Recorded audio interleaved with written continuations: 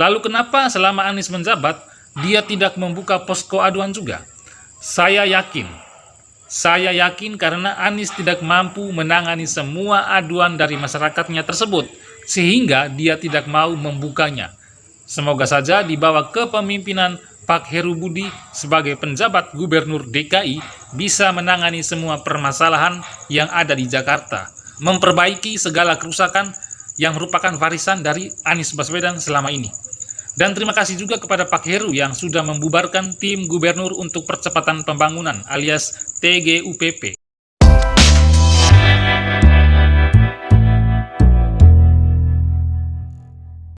Akhirnya berakhirlah sudah kepemimpinan Anies Baswedan sebagai Gubernur DKI Jakarta.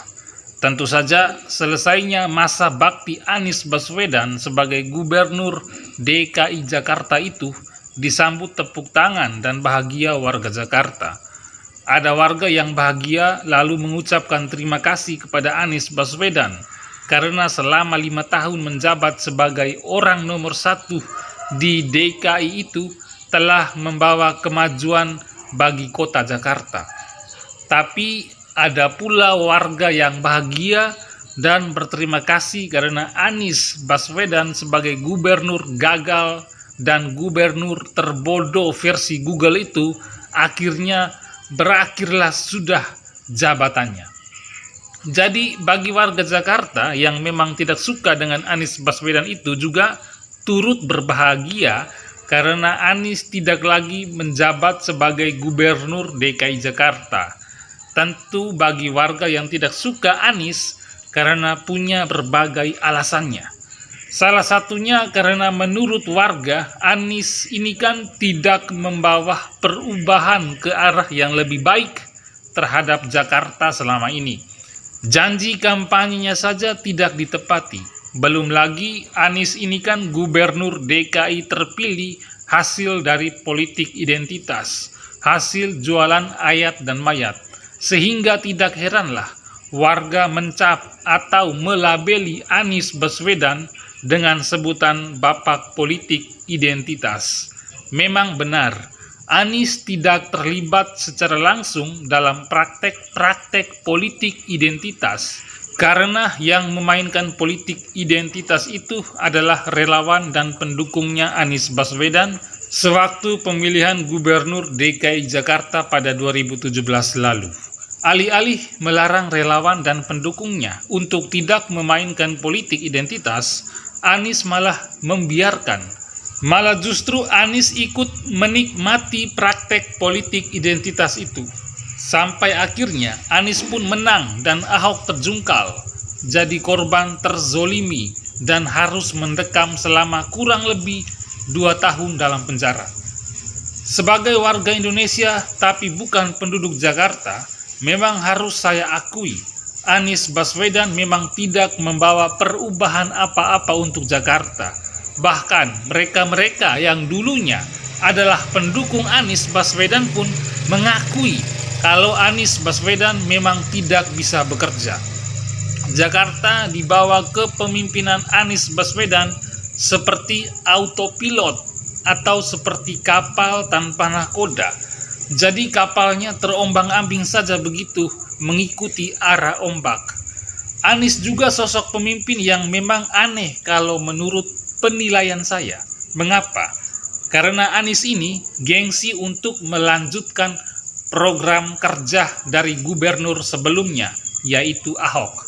Lihat saja, dulu Ahok punya program rumah susun, lalu di era Anies Baswedan memimpin, programnya diubah nama menjadi rumah lapis, padahal fungsi dan bentuknya sama saja. Dulu di era Ahok, kita kenal dengan nama normalisasi sungai. Di era Anies namanya naturalisasi sungai. Hasilnya apa? Sungai dibiarkan natural saja begitu, tanpa sama sekali dikerjakan.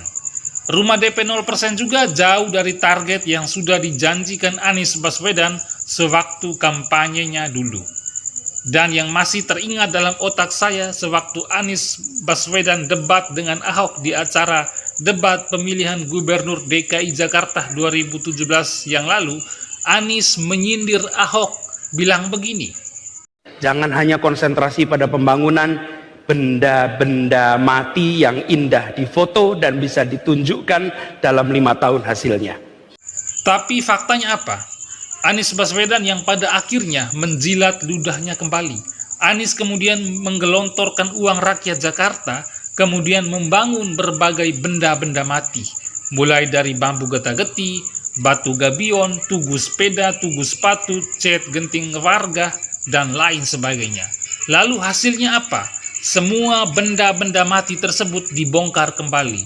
Manfaat untuk warga Jakarta sama sekali tidak ada. Sementara itu, banjir tetap banjir, bahkan sampai menghilangkan nyawa beberapa orang pelajar beberapa waktu yang lalu di saat Anies Baswedan melakukan safari politiknya ke Partai Demokrat.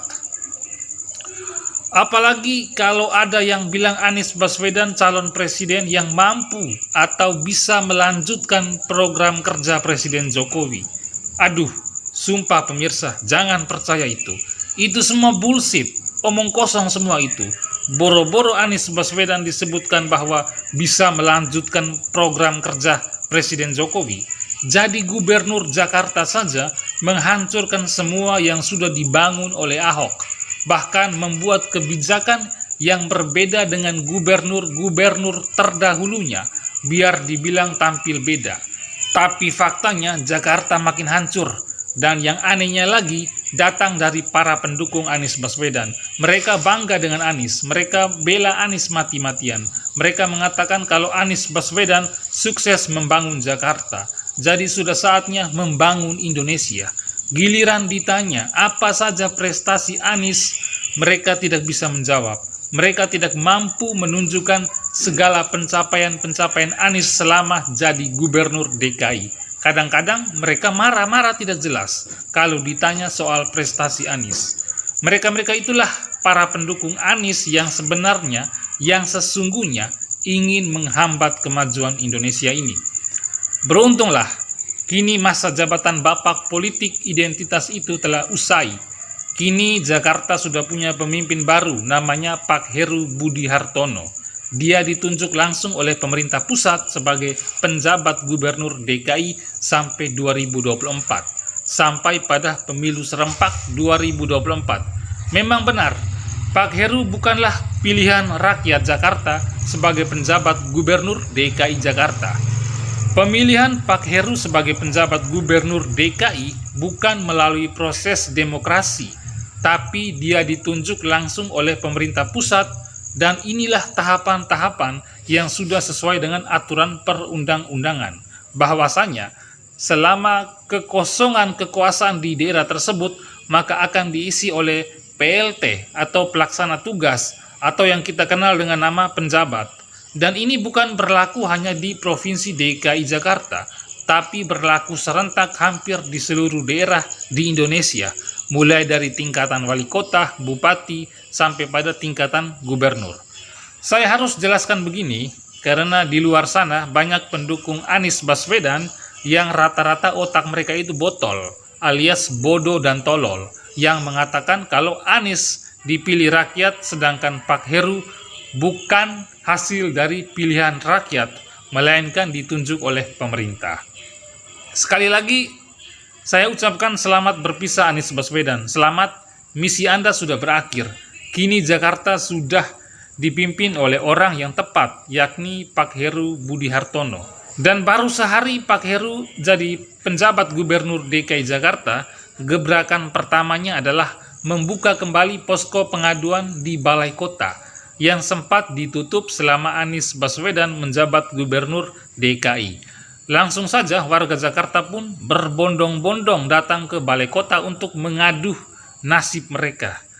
Saya yakin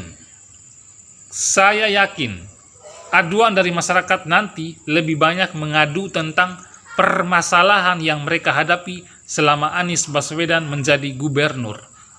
Posko aduan yang dibuka kembali di bawah kepemimpinan Pak Heru adalah program yang pertama kali dicetuskan oleh Pak Ahok. Lalu kenapa selama Anies menjabat, dia tidak membuka posko aduan juga? Saya yakin Saya yakin karena Anies tidak mampu menangani semua aduan dari masyarakatnya tersebut, sehingga dia tidak mau membukanya.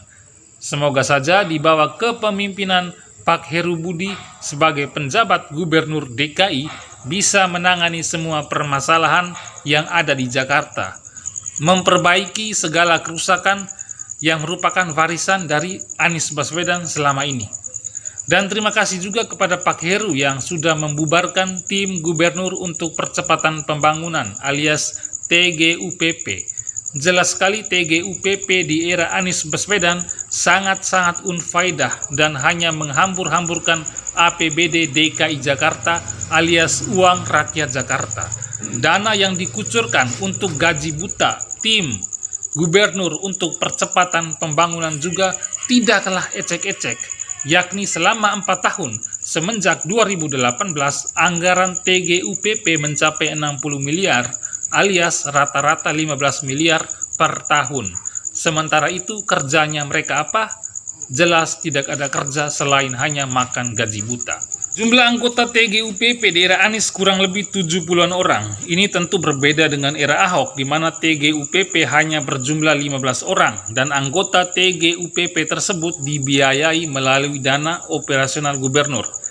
Selamat bekerja untuk Pak Heru, semoga bisa menangani banjir DKI yang kata Wan Abut air jatuh masuk ke dalam bumi, tapi sayangnya masih ada air yang masuk ke dalam rumah warga. Sekian.